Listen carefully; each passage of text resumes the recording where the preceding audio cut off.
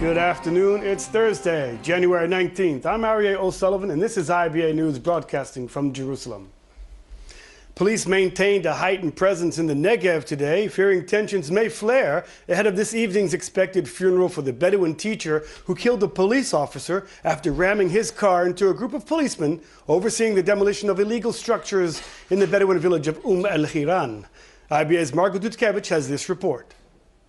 Israeli Arabs embraced the Bedouin community today, calling a general strike to protest the court-ordered demolishing of illegal Bedouin dwellings in the village of El-Hiran in the Negev yesterday. Businesses and public institutions were shut down, but schools remained open. Knesset member Ahmad Tibi of the Joint List said Arab lawmakers are pushing to impose a 10-year freeze on all demolitions of illegally built structures in the Israeli Arab sector. According to Tibi, the Arabs are forced to build illegally because of the lack of development and zoning plans in their communities. In yesterday's unrest, police officer Erez Levi was killed when Bedouin teacher Yaakov Al-Kayan's car rammed into a group of policemen in what police determined was a terror attack. Footage of the attack released by police shows several shots fired at the car driven by Al-Kayan, who is seen accelerating before ploughing into police.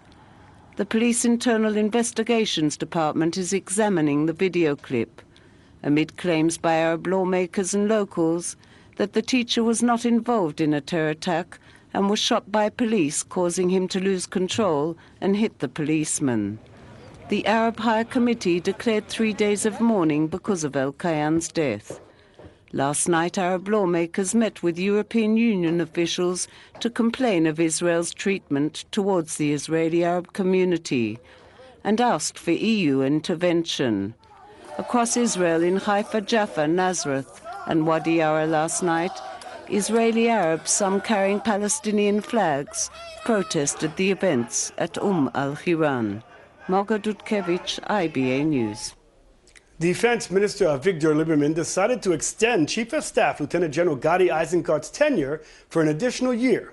A statement released by his office yesterday described the Chief of Staff as a person who has led the Army to great success and with great professionalism. The fruitful cooperation with him has allowed us to advance plans to prepare the Army for the challenges that lay ahead and fortify the security of the State of Israel, the statement said. Lieberman informed Prime Minister Benjamin Netanyahu of his decision, and the cabinet is set to vote on the matter on January 29th. Today, Eisenkart is undergoing a medical procedure. During his recuperation time, he will be replaced by Deputy Chief of Staff Major General Yair Golan. President Reuven Rivlin will also be admitted to the hospital today in order to be fitted with the pacemaker after his doctors discovered an irregular heartbeat. A statement released by his office said the procedure, which will take place over the weekend, will not require general anesthesia, and the 77-year-old president is expected to remain in hospital for 24 hours before returning to his residence. The procedure will not affect Rivlin's ability to function, and the president is scheduled to resume his daily activities next week.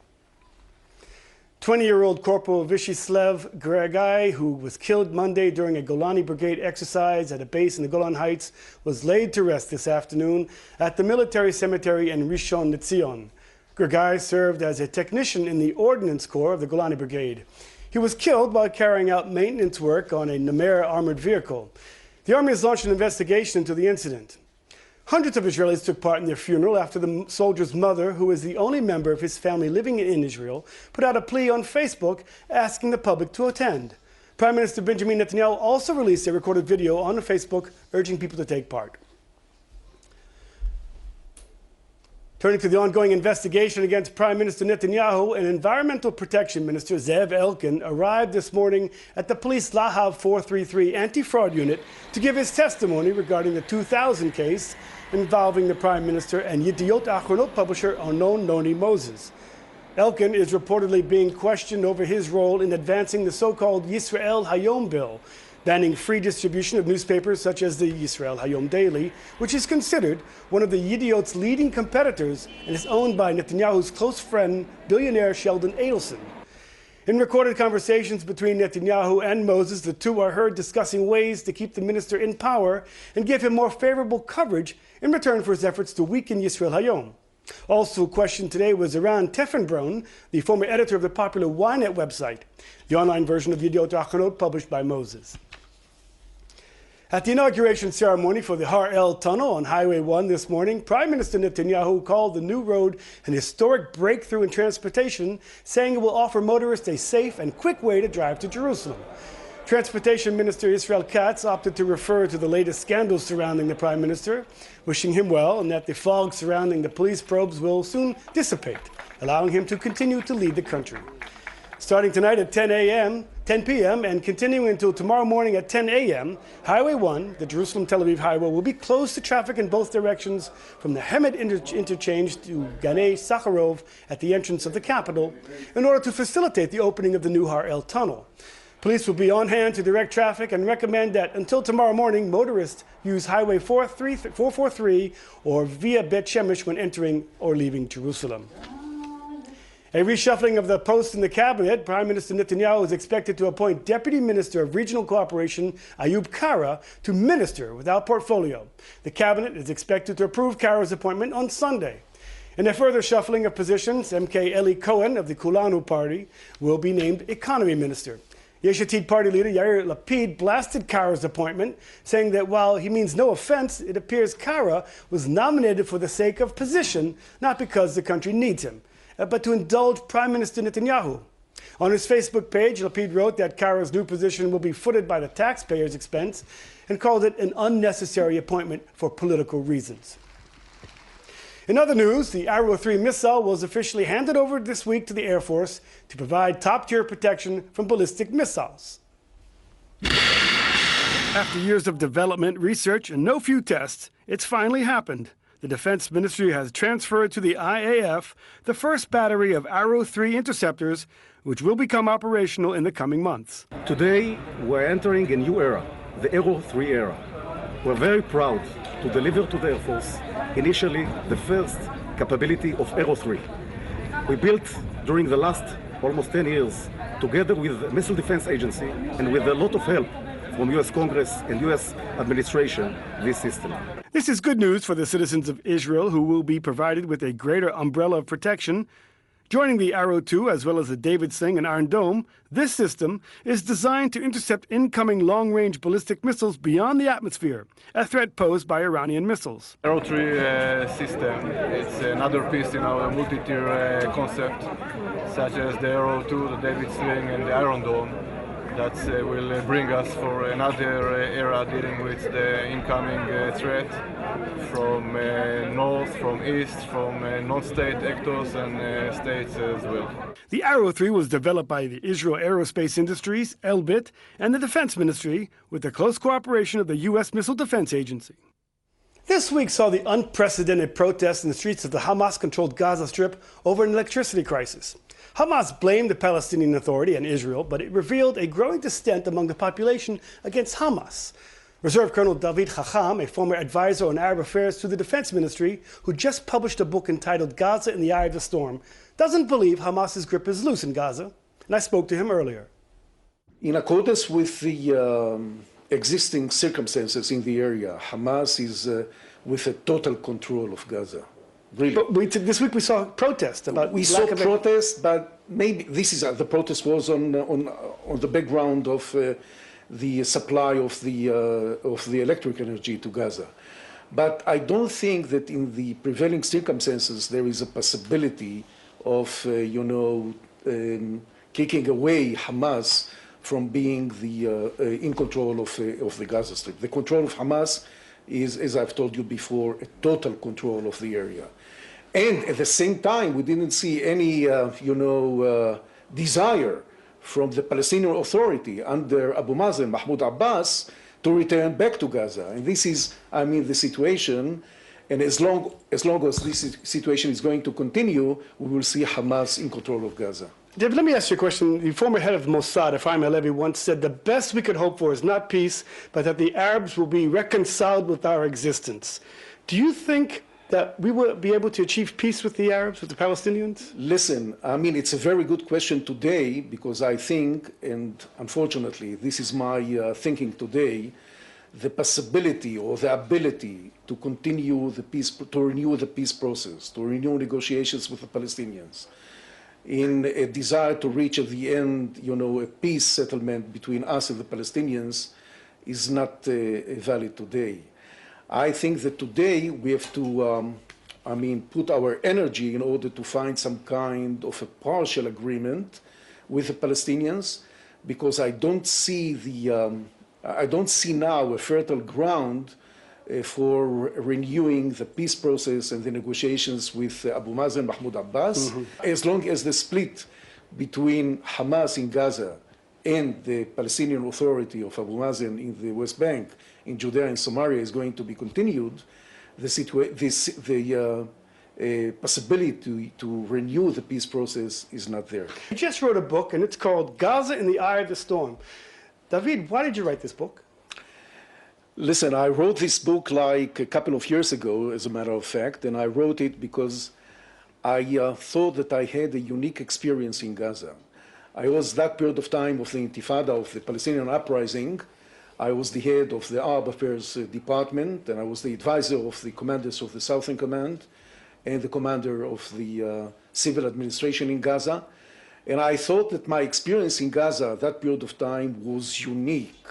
And I would like to share it, my thoughts and my lessons, even for the future as regard to the Palestinian side, with the public, with the Israeli public, with the Palestinian public, maybe with other Arab readers. I'm sorry, that's all we have time for. A fascinating discussion. I wish we could talk more, but thanks for coming to IBA News. Thank you. Thank you very much. The Jewish National Fund's misuse of millions of shekels in public funds and lack of transparency raises suspicions of criminal behavior. This according to the State Comptroller Joseph Shapiro, who released a report that for the first time examined the JNF, known in Hebrew as the Keren Kayemet L'Israel. In his scathing report about the organization's operations, Shapiro found from 2011 to 2014, the JNF Land Development Administration managed some 800 projects worth 1 billion shekels and operated without transparency and proper professional guidance. The report maintains that during this period, major decision-making meetings were conducted without protocols. The comptroller also criticized the behavior of Effie Stenzler, who was JNF World Chairman from 2006 to 2015, and his co-chairman, Effie Aflalo, who served from 2012 to 2015. The report noted that since the 1970s, the government and JNF failed to supervise the activities of the organization's Land Development Administration, despite an agreement signed 55 years ago. The JNF was founded in 1901 with the aim of using funds donated by Jews around the world to purchase land in Israel before the establishment of the state. JNF today owns about 13% of all the lands in Israel. Turning abroad to Washington, D.C., where final preparations are well underway for tomorrow's presidential inauguration, when Donald Trump will be sworn in as the 45th President of the United States. Here at home, many on the right are eagerly awaiting Trump's arrival in the White House, hoping a Republican president will usher in a new era of support for Israeli settlement building. Jerusalem Air near Barkat today launched a national pro-Trump campaign aimed at garnering support for Trump's plans to transfer the U.S. Embassy to the capital. Through a website called IsraelWelcomesTrump.com, Barkat is calling on Israeli citizens to sign an online petition in support of the move. The mayor plans to present the letter of signatures to officials in the American administration himself. While some Israeli lawmakers have warmly welcomed the new president, Palestinians are warning of dangerous escalation and have expressed concern that he'll make good on his word to move the U.S. Embassy to Jerusalem. I believe that the new administration that is coming is going to be even more warm towards Israel, and that we will be able to strengthen our friendships and our bonds that have been very successful and warm throughout the past years. According to the voices heard by Naftali Bennett, by some Likud members, they are waiting for the very moment of the inauguration and the beginning of the Trump administration in order to start to annex, to build more, and to be much more brutal. Definitely this step will put an end for any relationship between the Palestinian leadership and the Palestinian state and the state of Israel.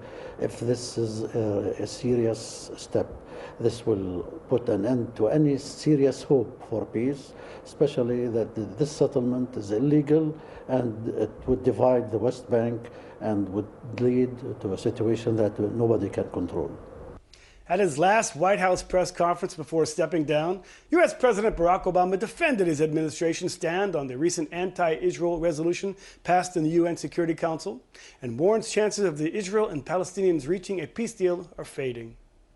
I've said this directly to Prime Minister Netanyahu. I've said it inside of Israel. I've said it to Palestinians as well. I don't see how this issue gets resolved in a way that maintains Israel as both Jewish and a democracy.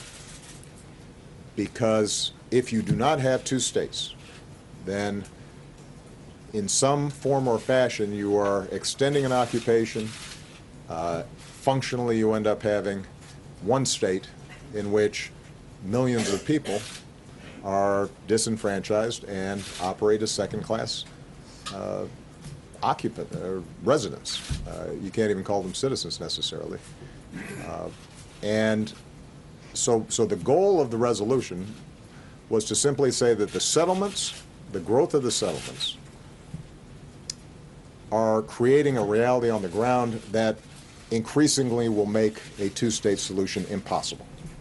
And as she prepares to step into her post, the U.S. Ambassador to the United Nations designate Nikki Haley appeared last night before the Senate for her confirmation hearing. As reported, Haley affirmed her commitment to Israel in her opening statements. Nowhere has the UN's failure been more consistent and more outrageous than its bias against our close ally, Israel. Last month's passage of UN Resolution 2334 was a terrible mistake, making a peace agreement with the Israelis and the Palestinians even harder to achieve. Amid concerns that Tehran is supplying Hezbollah with missiles and other weapons, outgoing U.S. Ambassador to the United Nations, Samantha Power, called on the UN Security Council to push Iran to abide by the arms embargo in accordance with the nuclear deal reached with Tehran.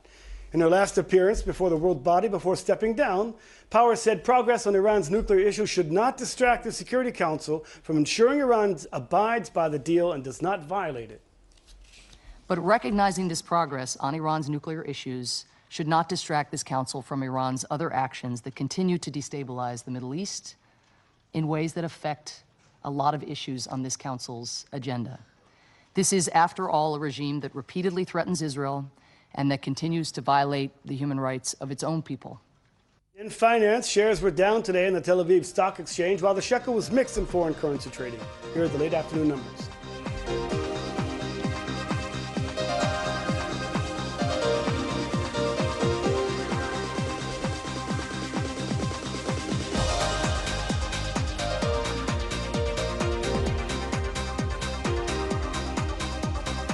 Turning to the weather, and the forecast is for calling pretty much the same for the weekend with no expected change in temperatures. Here's a look at the expected highs and lows at home and abroad for the next 24 hours.